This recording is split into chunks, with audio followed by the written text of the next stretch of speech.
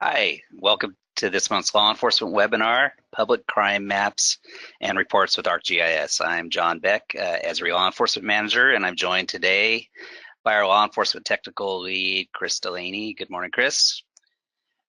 Today we're going to be discussing our new public crime mapping solutions and how you can build your own public-facing crime maps and do-it-yourself reports. Let's start by looking at the agenda. We're going to start by reviewing some of the Esri tools available to help you connect and engage with your community. We will then show you how some real-world examples from the law enforcement community with the spotlight of how Toronto's police service is sharing open data about their work with its citizens.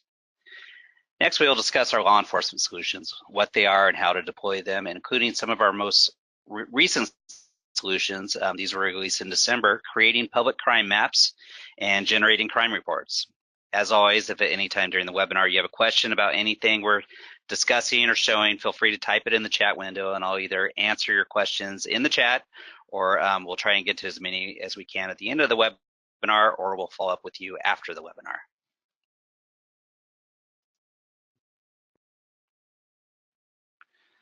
So let's get started. There are three main ways we're seeing police agencies share information with ArcGIS: through open data, open analysis, and citizen outreach tools.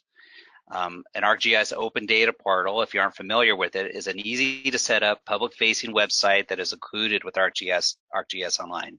You heard that correct. So if you have an ArcGIS Online subscription, you already have access to an open data portal. And an open data portal is a great way to connect with your citizens and allow you to share data with the public via interactive maps and data sets that they can download if they're interested in learning more about a particular issue. Next up are open analysis solutions. These include things like public-facing interactive dashboards and public mapping applications. These are a great way to share things like crime data, calls for service, but also data that promotes transparency, such as citizen complaints, vehicle and pedestrian stops, use of force incidents, and officer-involved shootings. Anything you want to share, you can share via these open analysis and open data tools. Open analysis applications also let your users engage and interact with the data through configurable mapping tools and widgets that help you provide context to the data and give citizens answers to their questions. Instead of just a data dump, they're able to interrogate the data through tools and widgets that you create and configure. And finally, citizen outreach. So using applications like story maps, map journals, configurations of our existing story map templates, you can share information like major ongoing investigations that your agency is involved in. You can create a Who's My Neighborhood Officer application. You can also spread the word about upcoming community events that may affect traffic or otherwise be of interest to the public. And finally, apps that can help manage your message, improving outreach and transparency about the good work your agency is doing. All of these open analysis and outreach applications are configurations of ArcGIS web apps built from easy-to-use templates. And the best part, none of these require even a single line of coding. So let's take a look at a few examples of what different agencies are doing in the community. First, Rochester PD, this is an open data site. They have a dedicated police data portal. It's a way of improving community understanding of their mission and improving transparency by sharing things like crime data and geographic information about the agency, the city, and links to other policing and crime analysis external websites and resources. Next is a federal example. This is a Highfield open data. This site makes national level geospatial data available to support preparedness, resiliency, and research. As of now, there are about 330 data sets available through Highfield, including national data sets like infrastructure, transportation networks, and historic data about floods, tsunamis, earthquakes, etc. The next two are a couple of open analysis applications. This first one is from Philly PD, and it's Philadelphia's outlook towards 21st century policing. This is a configuration of an Esri map journal and gives citizens a variety of mapping tools with which they can look at PPDs, pedestrian and vehicle stop data, and compare it to other data sets such as violent crime, race, and socioeconomic data. Next, Seattle PD's application Shows all of the police responses to 911 calls within the last 24-hour period. This app allows citizens to do things like change the base map, turn on and off layers, view calls by type, and search for incidents near a given location. So a great way to interact with the last 24 hours of data and see what's happening in Seattle. The next two up here are citizen outreach applications. The first one's from Bakersfield, California PD. This is from their police department community relations officers, and uses a story map to give citizens a way to connect with their neighborhood officers and also learn about upcoming events. So you can see what's going on in your neighborhood and who your community relations officers are and their contact information. Nice little story map. And finally, Auburn, Maine PD has used a story map as an innovative way to publish their annual report. So they use it to share information about their agency's work, ongoing community policing programs, and also to recognize the outstanding work of APD personnel. In it, they also share, so this one's from 2016, they also share information about crime, calls for service, and use of force data from the entire year 2016. A nice, innovative way to share information about your agency's work.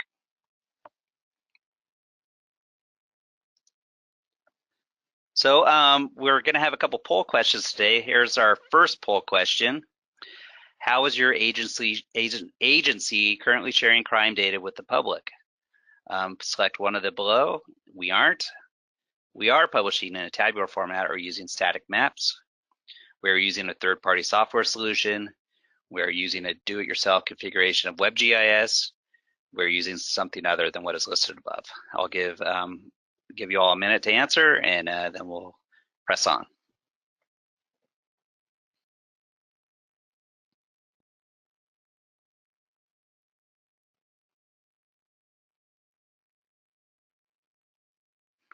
Okay, Chris, let's take a look at our results. Most of you, 30%, are not using are not currently sharing crime data with the public. So this will probably be a great webinar for you to get started doing that. So now let's take a look at Toronto Police Services Public Safety Data Portal. This is a great example of an open data portal, and Chris is going to show us around what TPS is doing. Chris? Thanks, John, and thanks for joining us today, everybody. I wanted to start off by showing you an example of what's possible with the suite of ArcGIS tools to improve police transparency and community outreach. And the particular example that I wanted to show you today is some really fantastic work that's been done by the Toronto Police Service Business Intelligence and Analytics Unit. This was built by Debbie Verduga and her team, including Shauna Bent, Daphne Choi, Juliano Kirsting, and Mariana Teodoro. And they've done a really excellent job of leveraging the full capabilities of ArcGIS to deliver to Toronto citizens a robust portal for consuming police-related data. All of this that you're seeing has been built using ArcGIS Open Data, and their main Open Data portal page that you're seeing right here has 4 core areas to it. The first is an embedded story map that shows what's new with the portal. So you can see if they've added new applications and notices. All of that information is readily accessible in a little embedded story map inside this main Open Data page. And from there, they have 3 separate category links. First, links to their straight open data sources. So being able to go in and see the available data sets that are available for citizens in Toronto to consume. When we go there, we can see some of the different layers that are available, yearly counts of various different crime types, and we can interrogate those data sets, download them, or consume them as services in the ArcGIS platform. Next, we have data analytics. So one of the other cool things that Toronto has done is taken Power BI dashboard that they have built on major crime indicators and various crime types and have embedded it into their ArcGIS Open Data site Here you can see a Microsoft Power BI dashboard that looks at all major crime indicators for the year in Toronto. So again, a really nice way to have a seamless experience combining access to data, data analytics, and then most importantly, from an ArcGIS perspective, maps. And they have a couple of core mapping applications. Before, when John was talking about maps for open analysis and citizen outreach, I want to show you an example of what Toronto is doing for both of those. The first is a crime app that helps citizens look at year-to-date crimes. So this is a configuration of Web App Builder, and it uses a number of the same widgets that we'll show you in our new solutions to in the exact same app that Toronto is using. So here we have an information summary widget that shows us the total counts for each crime type in our map extent. As we zoom into a particular area, that map extent will change and it will adjust all of the crimes that are inside the information summary widget. So you'll be able to get counts of that information. And I can look at those individual events. I also have the ability to do things like make queries of various types of crimes. So let's say I'm interested in looking just at robberies for the year to date. So I would select January 1st, 2018 and today and run that query, and I can get back the robberies year to date citywide and start to explore that data. So they've done a really nice job, and the best part of this particular app is all of the capabilities that have been part of this app are accessible in do-it-yourself, out-of-the-box widgets. They didn't have to invest in third-party technology to build a public crime mapping application. They were able to leverage existing capabilities they already had as part of the ArcGIS platform. Apologies, my internet's running a little bit slow. So this is an example of the crime mapping application that they've put together. The second example that I wanted to show you is a citizen outreach example. And this is some work that they did in collaboration with Ryerson University. And this is called their Community Asset Portal. They've created a comprehensive listing of various services organizations across Toronto to make it easy for citizens to find access to services that are of interest to them. Again, this is Web App Builder, and it utilizes our information summary widget, as you can see here on the right-hand side. So all I have to do is type in an address. I'll type in 15 Dalton Road. And when I zoom into that particular location, I can see all of the services that are nearby me grouped by the type. So if I wanted to get access to health services of various types, I can see those. If I'm in need of food banks or housing, education or employment resources, that information is all available to me through this app. So it makes it very easy for citizens to find service-related capabilities that maybe intersect police engagements. So police can help citizens get redirected when they have a particular service-related need. So this is a great resource that's organized by the police, but has a broader kind of social services value to citizens in Toronto. So that's a quick look at an example of some of the cool things that a law enforcement agency is currently using out-of-the-box Esri technology to meet their needs around citizen transparency and public outreach. And all of that has been done without having to pay extra for capabilities. This is all out-of-the-box stuff that you can leverage off of ArcGIS Online. So if you may have been looking at some of those capabilities and thinking that that's some pretty interesting stuff, and I'm interested that this is probably already available to me through my existing ArcGIS Online licensing, but I don't even know how to get started. So to help you get started, we've recently released a new set of solutions for do-it-yourself public crime mapping. If you're not familiar with what we call solutions, let me just give you a little bit of background. our solutions for law enforcement are a collection of web maps and app configurations that you can take advantage of, or sometimes they're desktop tools.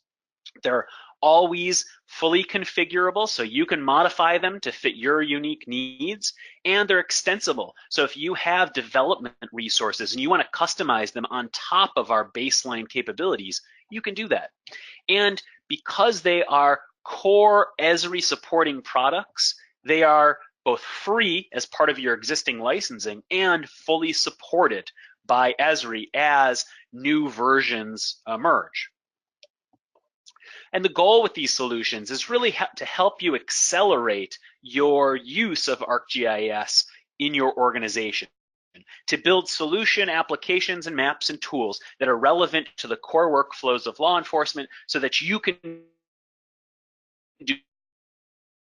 do more with GIS in your organization. And as I mentioned, these will always stay fresh moving forward into the future. So you don't have to be worried about being stuck into a particular version of Esri technology with these solutions. They will continue to update as our technology updates over time. So if you're not familiar with what we already have in our toolbox of law enforcement solutions, I just wanted to give you a quick rundown of what you can find already at our solutions.arcgis.com site. First, we have a solution that's a set of desktop tools called Create Incident Maps, and this is going to give you the ability to build a Python script that you can put into Windows Task Scheduler on your desktop that will help you with the process of taking an extract of data that you might be getting from one of your RMS or CAD systems and geocoding that data and pushing it either just to a local geodatabase or publishing it up to ArcGIS Online or to your enterprise portal. We also have some tools that help you do predictive analysis. So drawing on repeat, near-repeat methodology, repeat, near-repeat victimization methodology, we have a set of tools that help you build daily crime predictions based on those phenomena. We have a set of apps and maps and layers to support tactical operation planning. So things like missing persons, barricaded gunmen, high-risk search warrants, active shooter scenarios. We have a set of desktop tools to help you do cell phone analysis, just to be able to take a call log where you've got cell tower information and associate the calls with the sector of each of those cell towers. We've got a simple template for writing field interviews. If you don't already have some kind of electronic field reporting capability and you want to be able to write field interviews on a mobile device.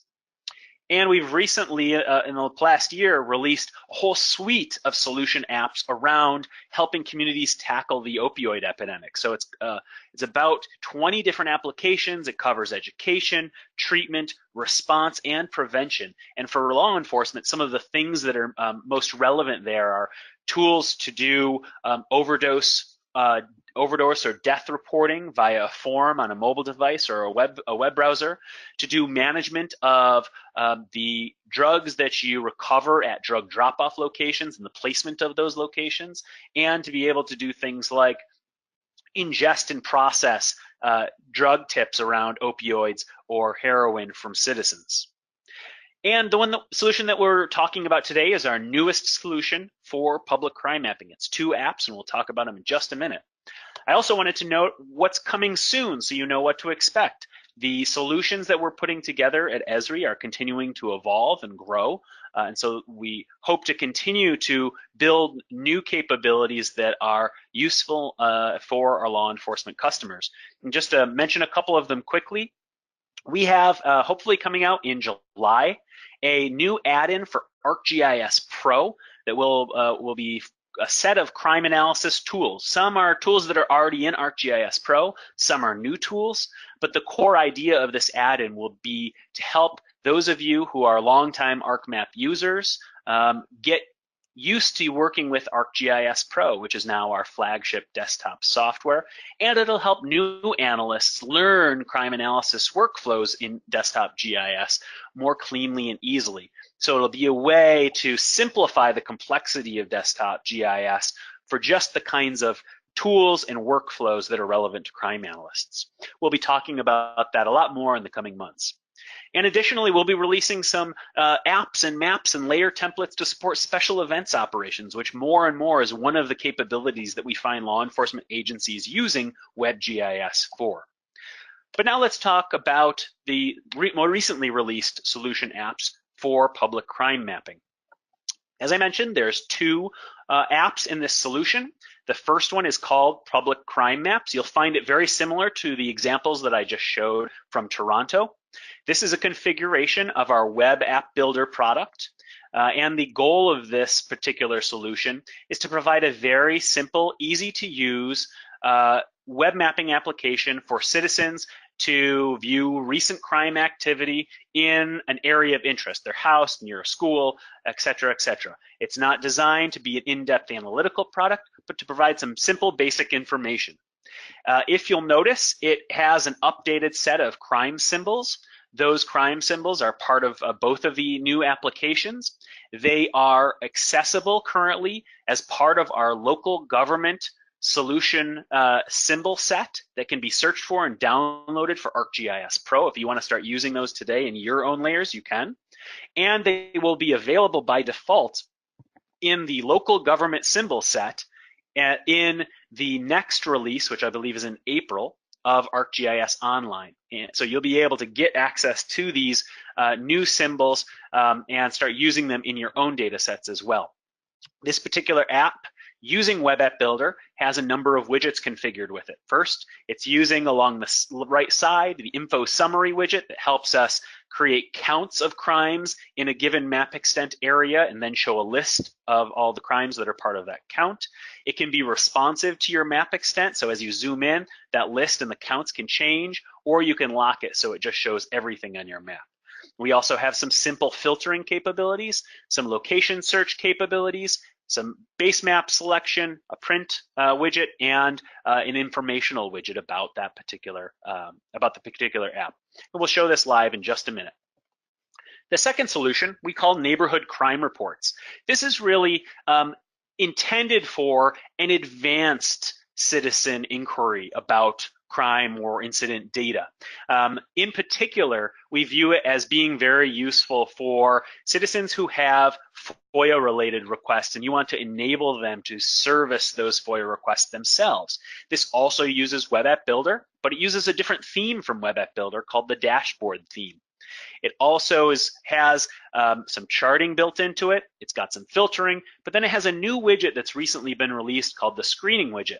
This screening widget lets you select a particular location and draw a buffer around it, or click on a polygon in your map and select all the crimes inside that polygon, or just simply draw an area and select any crimes in that polygon. And then it will enable you to both create a CSV download of the selected data or prepare a simple report that you can print out or save as a PDF. That's why the solution is called Neighborhood Crime Reports, because it enables you to build a report of the selected crimes. And so the idea really here is for neighborhood groups, media requests, anyone who has those kinds of one-off, hey, how many crimes occurred in this area and can you provide me a list? They can do those kinds of queries themselves and generate a report or the data that they're interested in. Now let's take a look at both of those new solutions. So this is our first solution, the public crime map. As I mentioned, you can see our new crime symbology. This is also using our new vector base map layers. So if you've noticed the base map and you think it looks cool, that's because it's one of our new vector base map layers. And as you go, you first start off here, you can see the list of all of the crimes citywide. But then as I type in an address, I'm going to just quickly put in an address here, and I zoom into that area, you can see that on the fly, that information summary widget adjusts to show me just the crimes that have occurred inside that extent. If I want to, by default, this is set up for the last 14 days of crime, but if I'm interested in looking at something more, I can do that. So I then go to the filter widget, maybe I'm interested in looking at the entire year to date. So I just pick January 1st to today, and then I turn that filter on, and now I can see year-to-date crimes. I could also filter further if I wanted to filter, just by robberies or something like that. And I could add in some filtering for hour of the day if I was interested. Out of the box, the date of crime, type of crime, and time of crime are the 3 default filters that come with this solution, but you can build as many filters as you want. For example, I have added in a new filter just to demonstrate it. That is a non-user selection enabled filter. So I've automatically predefined a dynamic query for crime in the last 30 days, and I can turn that on or turn it off, and that way it's easier for people to use. If you want to do that, you can. You could also make the number of days be open for users to input. Lastly, if you want to enable it, you can enable users also to build their own custom filters. So by going down to the bottom right-hand corner, you can turn on custom filtering where they can pick a layer, and then they can start to add expressions off of your data to whatever combination of data is in your data attributes that you're interested in. So that's a capability that you also can enable with the filtering widget. If you wanted to, you could then continue to modify by this looking at base map imagery as well as the baseline topographic imagery. If I wanted to print a map, I've got the ability to print from this web map, and I have some. And you can dock widgets in a single widget space. So here you'll see I have a widget that's providing general information and how to use the app. And then I have a tab that shows my crime filters. So I too can perform the same kinds of filtering that I might be interested in. So again, maybe I'm interested in a year-to-date kind of query. So I'll go to January 1st, and I'm interested January 1st through today, and I'll turn that filter on. And as you'll see down in the bottom right-hand corner, I also have some charts. I've got crimes by hour, crimes by day of the week. Let me zoom in so it's a little bit easier to see. This chart responds dynamically, so it's got counts of crime by hour of day.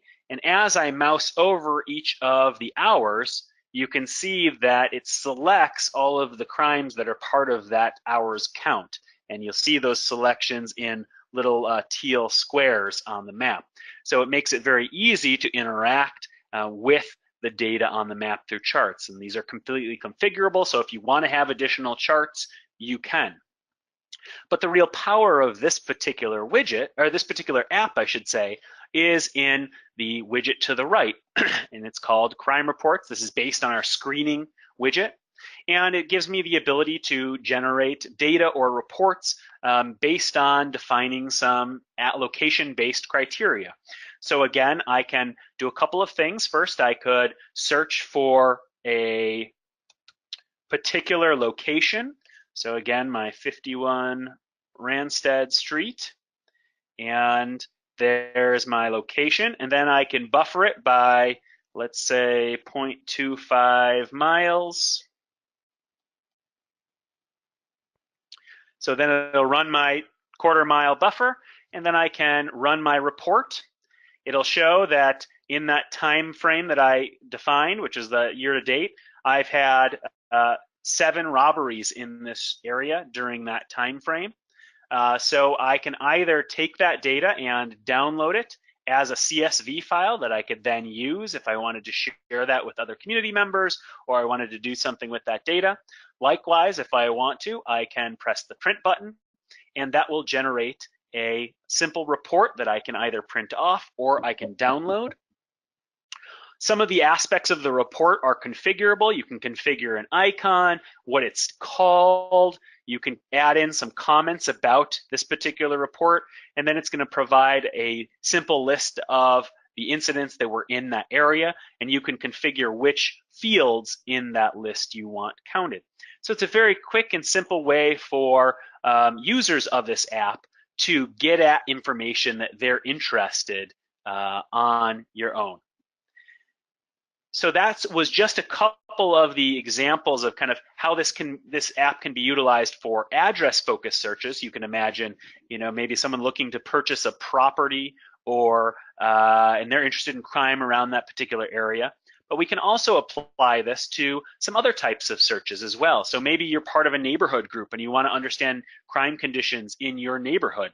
You can search for, I already have a list of Philadelphia neighborhoods as part of my map, and I can search for neighborhoods in that map, and I can zoom to that area, and I could have a buffer on or I could have a buffer off, and then I can run that exact same report for that neighborhood boundary.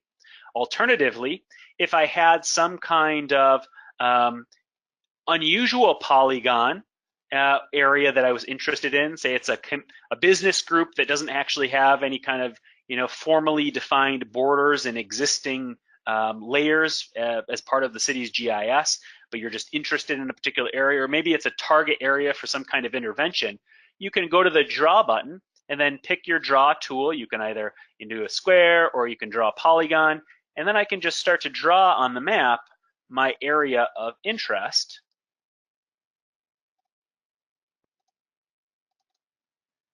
And then run the report in the exact same way to get that information.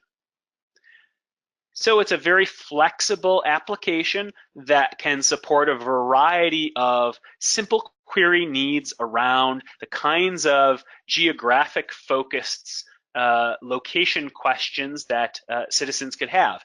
And these applications can be not only oriented to crime data in this case, but you could apply this to calls for service data. You could apply it to use of force data or officer involved shooting data.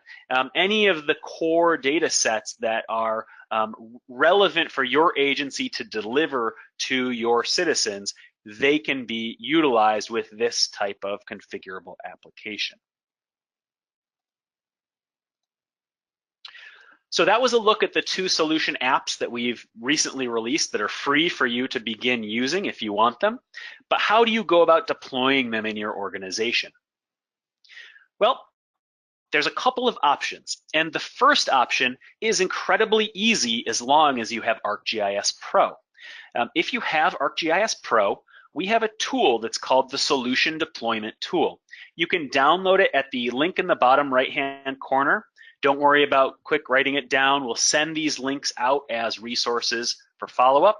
But you'll find on our solutions page a solution tool called the Solution Deployment Tool.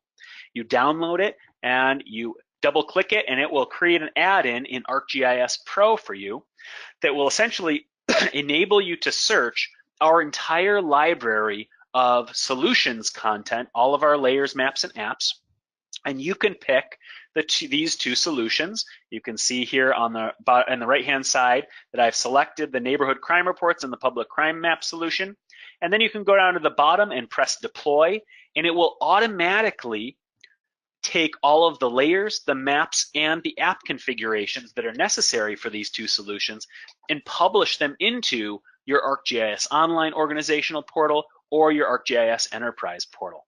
So in literally a matter of minutes, you could have these 2 solutions empty and ready to go in your organization. If you don't have ArcGIS Pro yet and you still want to be able to utilize these, our second option is manual configuration. So you can, following the documentation on our solutions site, manually build these applications from scratch. The documentation will show you step by step how to build these applications from scratch if you don't have ArcGIS Pro. Obviously, it'll take you a lot longer, but if you don't have Pro ready, that's a decent option.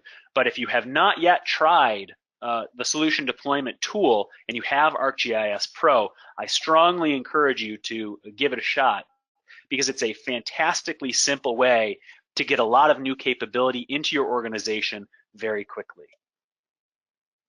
Okay, so next, John, we're gonna do our second poll question. Okay, which Esri products are you currently using? Please select all that apply: ArcMap, ArcGIS Pro, ArcGIS Online, all of the above, or none of the above. So what percentage of you are in a position to take advantage of using the solution deployment tools today? Are you already using ArcGIS Pro? Do you have it installed and ready to take advantage of those tools? Or do you need to get on to ArcGIS Pro because you're still using ArcMap and you would otherwise have to deploy these kinds of solutions the manual way? And the survey says ArcMap. So many of you already have access to ArcGIS Pro. You maybe have not turned it on or are not utilizing it. As Chris just said, if you want to use the solutions deployment tools, it's a good time to switch over. Thanks, John. Yep. So now let's talk about what you get when you deploy these public mapping solutions. What actually gets deployed into your organization? Well, you get a bunch of things. First, you get 2 app configurations. I'm going to start from the right and work backwards to the left. So you get the app configuration for the public crime map, and you get the configuration for the neighborhood crime reports. Each of those apps has a web map that powers the app, so there's 2 web maps. And then there is a set of layers that power both apps. There's first a layer that we call crimes, and that's a standardized schema for crime incident data. And then what we've done is created a view of that data for public consumption. Now, the idea of a layer view may be new to you, but this is a fairly new capability that was released last year in ArcGIS Online and is available now with ArcGIS Enterprise 10.6. But essentially, what a layer view enables you to do is remove attribute data or to apply filters and then create essentially a second referenced layer off of an original layer that still references the original data, but limits what the users of the layer view have access to. So maybe you take out sensitive fields, or maybe if you have a crimes layer and it has all of your crimes data, but you don't want to publish rapes out to the public, in the crimes public layer, you could take out rapes. You could limit the number of days worth of crime that is in the crimes public layer. So what we've done as part of this is spin up both of those layers for you. A crimes layer that you could utilize for internal applications, and then a crimes public layer that powers the apps for the public crime mapping solution. So that's already ready to go for you. Just to note that those layers are only deployed once into your organization. So both apps are feeding off of just the one crimes public layer. So you're not duplicating layers. You're only dealing with one layer. And when you deploy these into your organization, those layers are empty. They don't have any crime in them. So it's up to you to hydrate them with your crimes. So how do you get data into this particular solution? Well, there's a variety of different ways depending upon your needs as an agency. And the first one, which is really more appropriate for either small agencies or agencies that don't really have a lot of IT support, is to do manual data entry. And there's a couple ways that you can put data into these solutions. The first is you can simply go to the crimes layer and add it to a web map and begin adding new crime incidents and manually typing in each of the incidents. And that will automatically make those incidents show up in the crimes public layer and thus into your applications. Now that's not going to work for everybody because that could be pretty laborious if you've got a lot of crime. Another option for you is on a daily basis, you can go into the crimes layer, and if you've got a spreadsheet of those records and those records already have XY data in them, you can go to the item page of the crimes layer, and there is an update button. You can see it in this GIF, and it allows you to point a spreadsheet to this layer, and you can match your fields to the schema of the layer, and it'll apply and append all of those new crimes from your spreadsheet into your crimes layer, so they're ready to go. So if you had that spreadsheet of data and on a daily basis manually you wanted to go in and update that crimes layer, you could, but you still do have to touch it every day manually if you were going to use that step. Option two is a a little light automation. So something that maybe you as an analyst might be responsible for automating, as opposed to having your GIS folks or your DBA responsible for doing automation. So this is appropriate for kind of medium level skilled technical analysts. Maybe you get a regular extract on a nightly basis from your records management system, and maybe you're responsible for geocoding it every day as part of your duties. Well, what you can do in this particular case is, if you get a regular nightly extract and it comes in a spreadsheet form, you can use our incident mapping solution tool to take that data, geocode it against your local address locator, and then publish that data into ArcGIS Online. Those, as I mentioned before, the incident mapping tool basically helps you create a Python script that you take and bring into Windows Task Scheduler, and then you can set that up to run every single night to automatically grab that extract where it sits and geocodes it and publishes it. Now, the one limitation to this tool is that your data in your extract, the schema of it in terms of the layer, the names of each of the fields, all your attributes must match the data schema of the solution layer, otherwise it won't publish properly. So you may need to work with your DBA to modify your data schema to fit the data schema of the solution layer if you wanted to use this approach. The third option is a more formal version of automation. So working with your experts who do this kind of stuff on a regular day-to-day basis, your DBAs, your GIS team, creating this presumes that you already have geocoded crime data or other incident data, and it's already in some kind of enterprise geodatabase, and you just need to get it published into your portal so that you can use it in this layer. Basically, you just need to have them create a table view that's going to match the schema of that solution layer, and then they can use the ArcGIS API for Python to set up a script that will publish automatically those updates into that crime layer. So fairly straightforward, and even if your folks are not familiar with utilizing the Python API for ArcGIS, I've got a link here that gives an example set of sample code and how you go about doing that.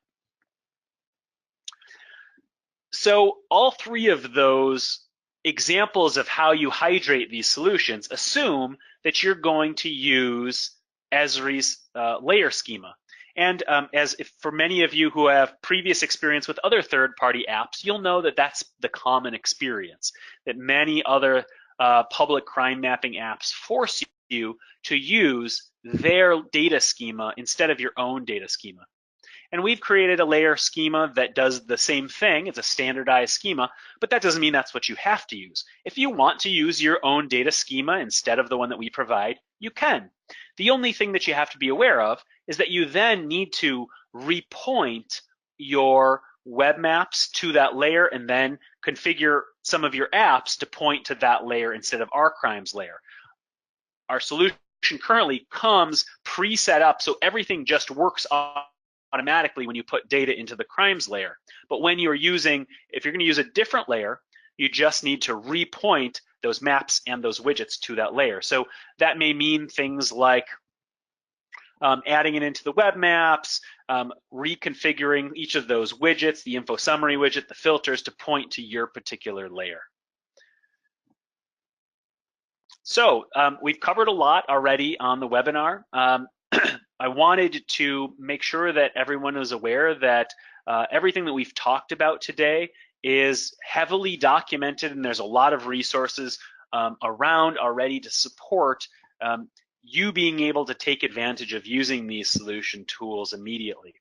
So you'll find, as I mentioned, the public crime map solution and the neighborhood crime report solution, their full documentation on our solutions website, which is solutions.arcgis.com.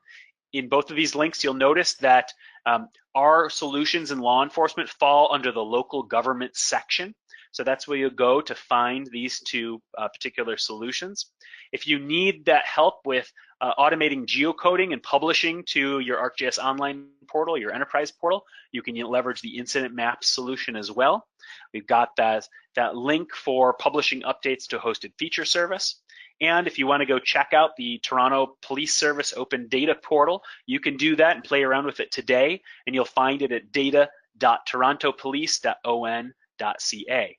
We'll send out all of these resource links for you as part of a follow-up email after this webinar.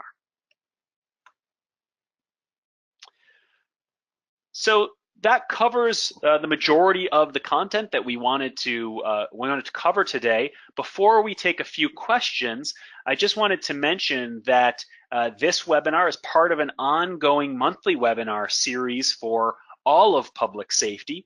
Law enforcement does webinars on a bi-monthly basis, but you'll find every single month there's interesting and relevant topics around all sorts of other facets of public safety, whether it's dispatching and PSAPs, or whether it's emergency management or fire or national security. You'll see every month we have new webinars going on that are talking about new products and tools and their application into the public safety space. For law enforcement specifically, our next webinar will be April 5th, where we'll be joined by some members of the San Bernardino Sheriff's Department talking about their homeless outreach efforts and their efforts to coordinate across agencies in San Bernardino County outreach efforts using Survey 123 for ArcGIS for mobile field collection, Collector for ArcGIS for homeless encampment collection, and analysis of data and sharing of data using Operations Dashboard. So we're privileged to have them come and participate with us on the webinar to talk about some of their challenges and the ways that they're using ArcGIS to overcome them. It's 12:48 on the East Coast, so that means we have a few more minutes left for questions before we wrap up the webinar. John, is there questions from the audience that we can answer today? Yeah, we have quite a few questions, so we'll get through as many as we can. The first one, I think you just confirmed this, but can all these templates be used with an on-premise portal? Yes, all these templates can be utilized for both an on-premise portal and ArcGIS Online. You can utilize the solution deployment tool with ArcGIS Enterprise on-premise as long as your network security allows you to be able to access the external internet. Then you can still take advantage of that solutions deployment tool to pull down the solutions and deploy them into your portal. Okay, and the next question, we had quite a few questions similar to this one. It's regarding anonymizing addresses and hiding the exact address. How and can you do this in these public crime maps that we're creating? So the applications themselves are not anonymizing addresses. Anonymization of addresses is usually something that is taking place at the data management level. So you wouldn't on the fly anonymize addresses inside of an app. That's something that you would do to your data in advance of putting it onto the app or as part of your nightly processing. And there's a variety of ways that agencies typically do that. It usually involves a geoprocessing model that you can build in ArcGIS Desktop, and some people, and so that you can run that as a script overnight. And depending upon your particular needs, people handle address anonymization in a couple of different ways. First, they keep the XY coordinates of the actual incident the same. So where actually geocoded, they leave those the same, but they just mask the actual address name itself. So they add a new field, they aggregate data to the block level. There's just some text field calculation manipulation that you can do, and then you publish that data. So the only thing that a user can see is the block level of the address, even though the XY coordinates are the precise address.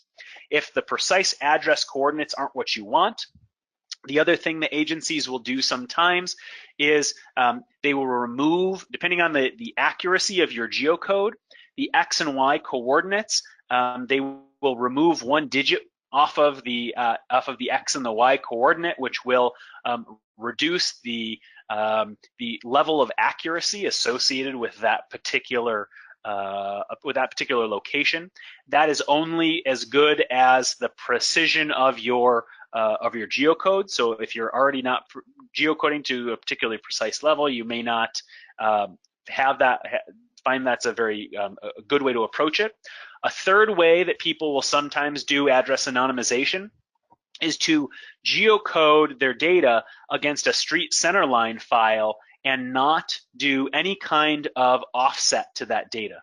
So all of the points will stay on the street centerline.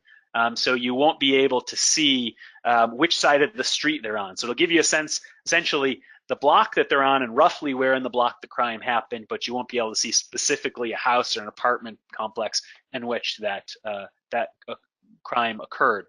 The last option is to take a block or a polygon-based approach, where maybe you have you've got census blocks, or you've created polygons of all of your blocks, and you create a centroid for each polygon, and then you create an address locator for those centroids and geocode those data just to the centroids. And I've seen people do that also with intersections as well. You have to generate an intersection, a set of intersection points for your community, and then you can geocode to those intersection points. So there's a variety of different ways in which you can approach address anonymization. If that's an issue that you have, please feel free to contact us, and I'd be glad to point you in the right direction.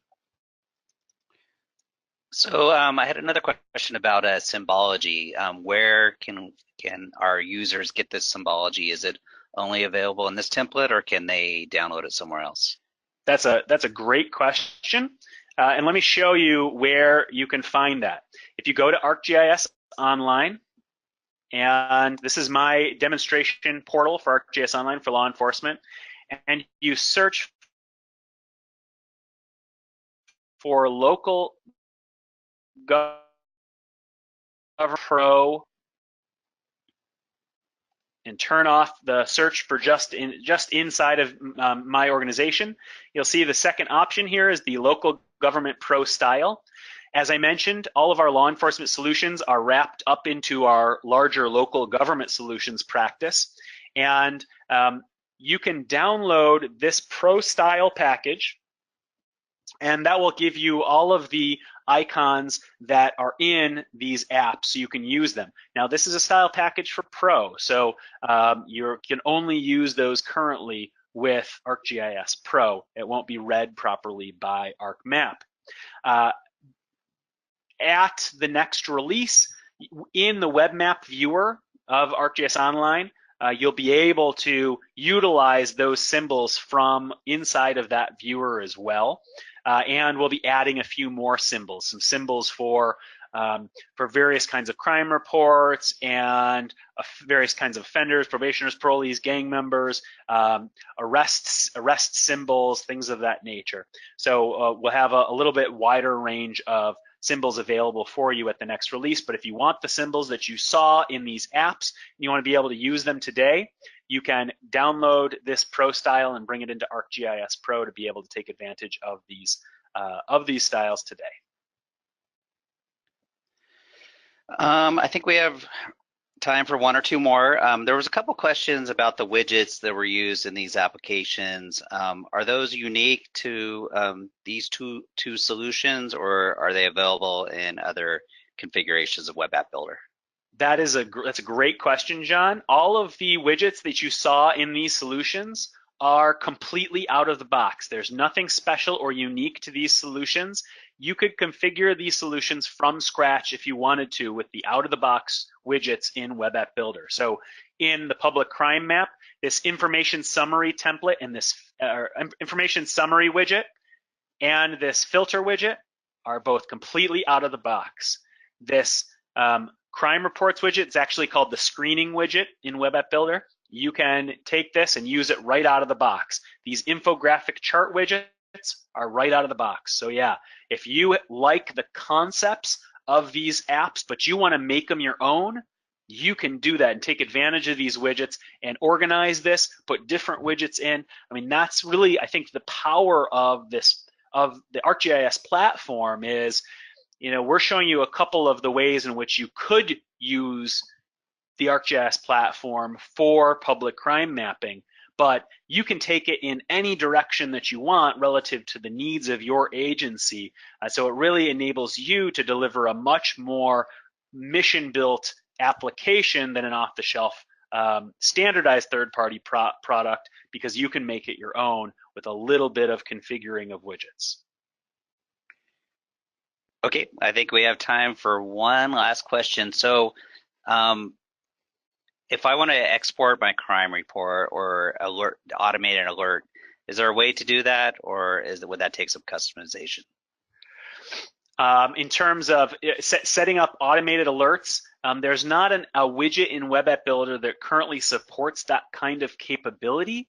There is the ability, if you had access to either some geoprocessing tools or potentially GeoEvent server, that you could set up a geoprocessing service that would enable you to capture emails and queries of interest, and then push that data out as alerts emailed off to the person who of interest, but as a kind of standalone widget.